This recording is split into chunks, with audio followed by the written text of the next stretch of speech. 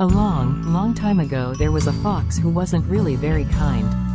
You see, there was a stork who lived nearby and the fox was always laughing at him for the way he looked. One day the fox thought up a plan to make the stork feel very bad about himself. "Please, friend stork, come and have your dinner with me today." He smiled to himself thinking about the trick he was going to play on the poor old stork.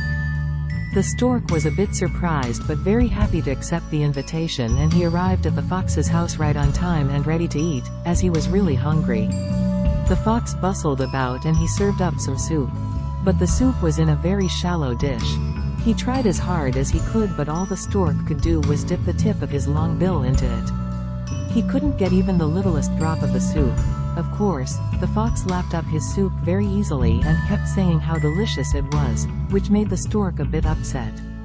The poor, hungry stork had a very nice nature and he wasn't a creature to lose his temper very easily. So, he thanked the fox very kindly for his invitation and asked if he could invite the fox for dinner in return. The fox arrived bang on time and sat waiting while the stork bustled about getting the meal ready. He brought out a delicious-smelling dinner of fish and the fox licked his lips. But the stork had served the fish in a long, tall jar that had a very narrow neck. The stork easily dipped his long bill into the jar and enjoyed the delicious fish. All the fox could do was gaze at the jar and sniff at the meal.